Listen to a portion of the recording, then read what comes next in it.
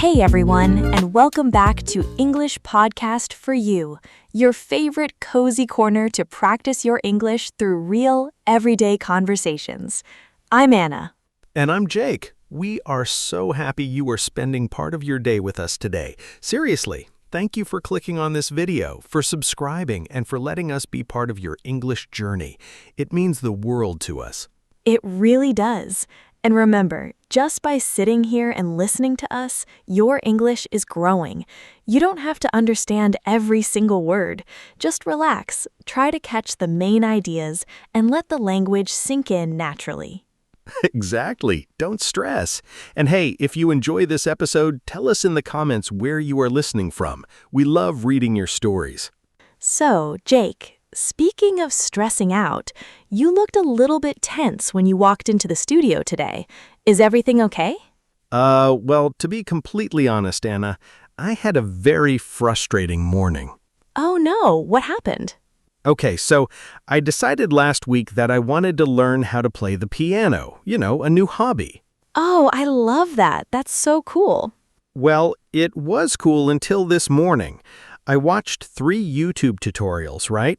And then I sat down at the keyboard, tried to play a simple song, and my fingers just wouldn't move correctly. I kept hitting the wrong notes, I got incredibly angry, and I literally shut the piano lid and walked away.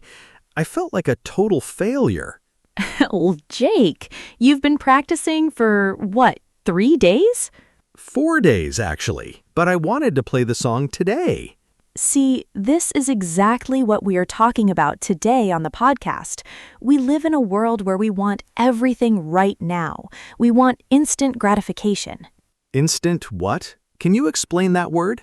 Yes, instant gratification is when you want to feel pleasure or see results immediately without waiting, like when you post a photo online and you want likes right away, or when you order food and expect it in 10 minutes. Wow. Yeah, that is exactly what I wanted with the piano. I wanted to be a master musician by Tuesday. Exactly. And when we don't get those immediate results, we get angry, we feel unproductive, and we want to quit. That's why today's topic is the power of patience and why rushing success actually ruins our happiness. That makes a lot of sense. It's like we are fighting against time all the time. But honestly, Anna, it's hard to be patient when everyone on social media looks like they are succeeding overnight. Oh, don't get me started on social media. It's a total illusion. You see someone who speaks 5 languages fluently, or someone who built a successful business, but you only see their final product. You don't see the thousands of hours they spent making mistakes when nobody was watching. Right. They don't post videos of themselves hitting the wrong notes on the piano for 3 hours. Exactly. They only post the beautiful concert. And because of that, we forget to trust the process. Trust the process. I like how that sounds, but what does it really mean in daily life? It means focusing on the effort you put in today rather than obsessing over the final goal.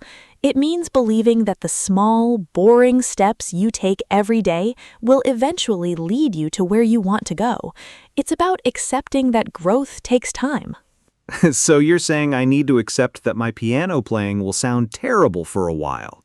Yes, Jake, precisely. It's going to sound awful, and that is completely okay. That's part of the process. It's funny because I do the same thing with my fitness goals.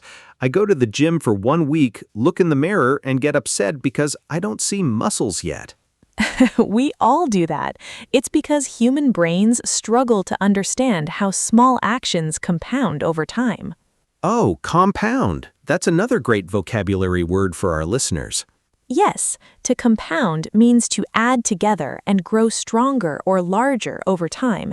Think of it like saving money. If you save just $1 every day, it doesn't look like much after a week, but after 5 years, it turns into a large amount of money because it compounds. Ah, so the same thing happens with learning English, right? Absolutely. If you study English for 15 minutes today, you won't wake up fluent tomorrow.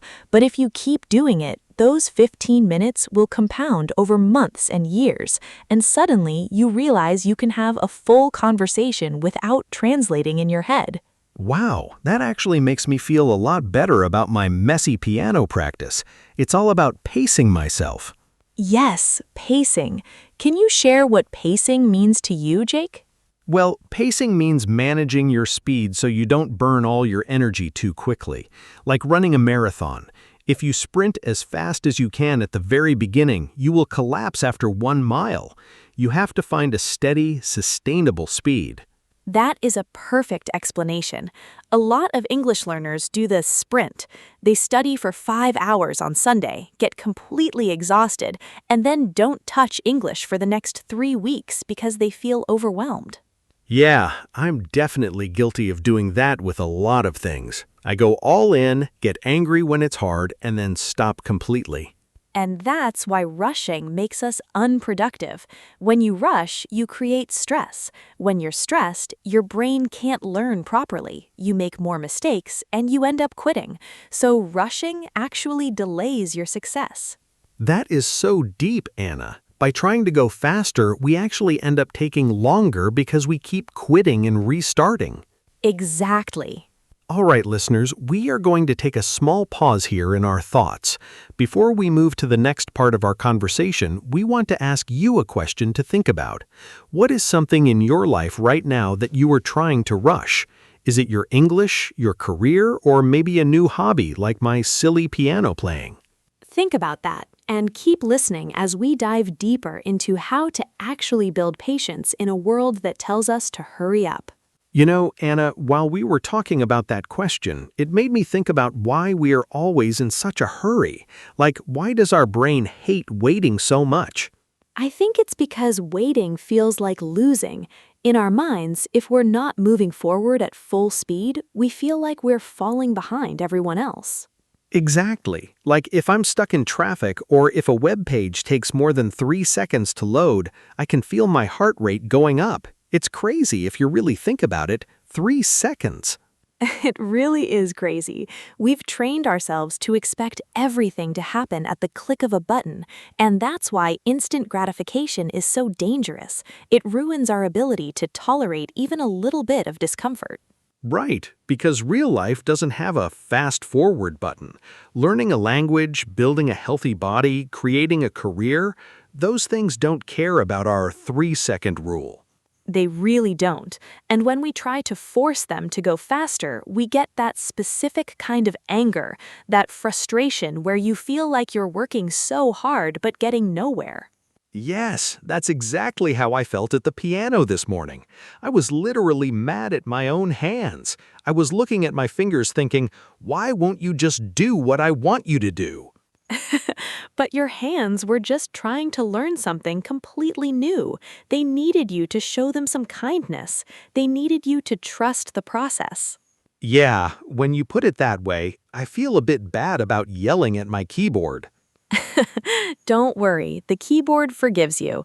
But seriously, how do we actually change this mindset? How do we practice pacing when everything around us is telling us to hurry up?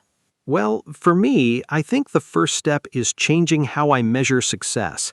Instead of asking myself, am I a master piano player today? I should ask, did I sit down and practice for 10 minutes today? That is a huge shift. You're moving the goalpost from the result to the action. Right, because I can control the action. I can't control how fast my brain creates new connections, but I can control whether I open the piano lid or keep it closed. Exactly. And that's how small habits begin to compound. When you focus on just doing the daily work, the results take care of themselves. You don't have to worry about the big picture every single second. It's like climbing a mountain, right? If you keep looking up at the peak, you get tired and discouraged because it looks so far away. But if you just focus on the next step right in front of you, before you know it, you've climbed halfway up. That is a beautiful metaphor, Jake, and it applies so perfectly to our listeners who are learning English. Sometimes they look at native speakers or advanced learners and think, I will never get there. There are too many words, too many grammar rules. Oh, absolutely. I hear that from English learners all the time. They say, Jake, I've been studying for 6 months and I still make mistakes. And to those listeners, we want to say, please be kind to yourself. 6 months is a very short time in the grand scheme of language learning. You are exactly where you are supposed to be.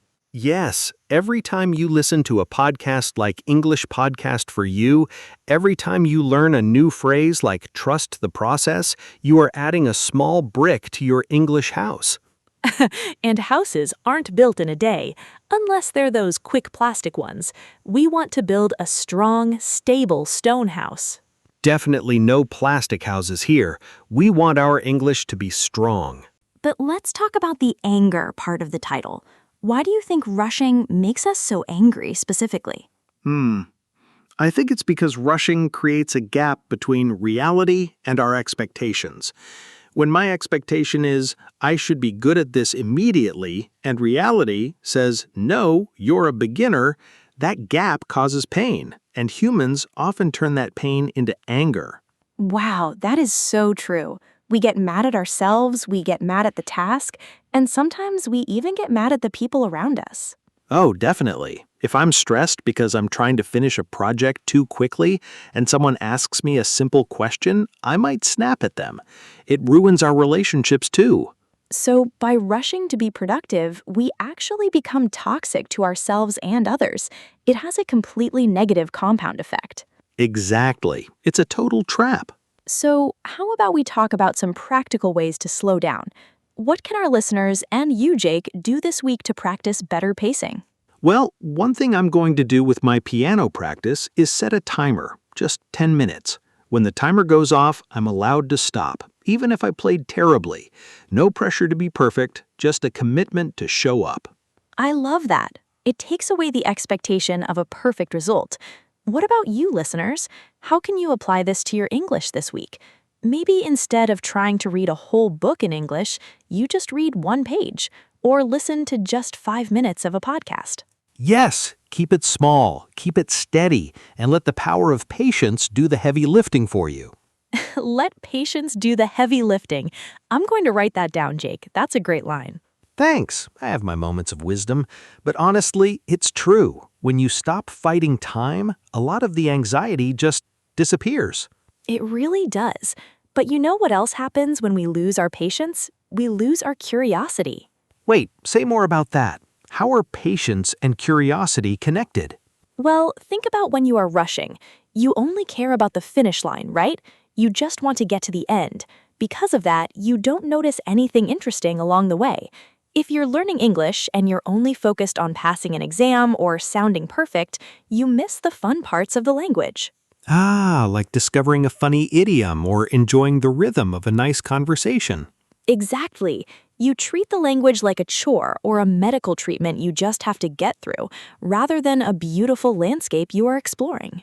That is a really sad way to live, honestly. It turns everything into a race. And the worst part about a race is that even if you win, you're just exhausted at the end. Yes, you win the race, you get the trophy, and then your brain immediately says, okay, what is the next race? Hurry up, let's go. You never actually get to sit down and enjoy your life. Man, our brains are kind of terrible at being happy, aren't they? They really are. They're designed for survival, not for peace. We have to intentionally teach them how to rest, and that requires a lot of good pacing. You know, talking about this makes me realize that patience isn't just a passive thing. Like people think patience means just sitting there, doing nothing, waiting for things to happen. But it's actually an active choice. Yes, exactly. It's called active patience. It means you are still working, you are still taking action every day, but you are choosing not to emotionalize the timeline. You let the results come when they're ready. Choosing not to emotionalize the timeline. Wow, that is powerful. So if it takes me a year to play that piano song, I don't need to feel sad or angry about it. A year is just the time it takes. Precisely. The time is going to pass anyway, Jake. 1 year from now, you will either be a person who can play the piano a little bit because you practice 10 minutes a day, or you will be a person who gave up a year ago and still can't play anything at all. Ouch, that is a very realistic way to look at it. It's the truth, and it's the exact same thing for everyone listening right now. A year from now, your English will have compounded into something amazing if you just stick with it calmly. Don't let a bad day or a difficult grammar rule make you throw away all your future progress. Right, because one bad day doesn't ruin the whole process. It's just one data point in a very long line. Exactly. So, what do you think is the biggest enemy of patience besides social media? I think it's comparison. When we look at someone else's life and compare our chapter 1 to their chapter 20. Oh, that is a classic trap. Our chapter 1 to their chapter 20. That's so true. Right? You see someone speaking flawless English, but you don't realize they lived in London for 10 years, or they studied every single night for a decade. You just think, why don't I sound like that after 3 months? It's completely unfair to yourself. It really is. Your only real competition is the person you were yesterday. If you know one more word today than you did yesterday, you are winning. I like that rule. Let's make that the official rule of English Podcast for You. It's official. From now on, that's our golden rule. Just beat the version of yourself from yesterday by one small step, and you're doing great. Done. It's a deal. Honestly, Anna, just talking through all of this with you completely changed my mood. I walked in here feeling so heavy and stressed about that stupid piano practice, and now I feel like I can breathe again. I'm so glad, Jake. That's what happens when we stop demanding perfection from ourselves. We give ourselves permission to be human, to be beginners, and to just enjoy the ride.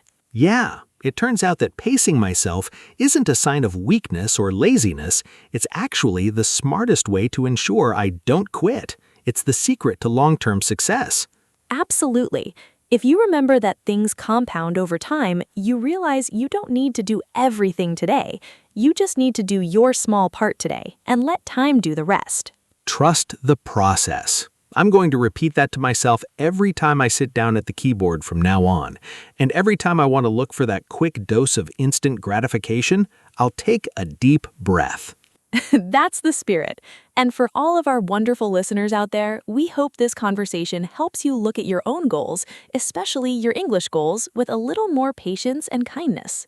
Yes, please don't rush yourselves. Enjoy the words you are learning. Enjoy the mistakes you are making, because every single mistake is just proof that you are trying.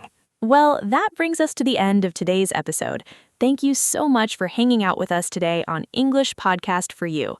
We truly appreciate every single one of you. Yes, thank you guys. Don't forget to like this video, leave us a comment about your own journey with patience, and subscribe so you don't miss our next chat. Take care of your English, and more importantly, take care of your hearts. See you in the next episode. Bye, everyone.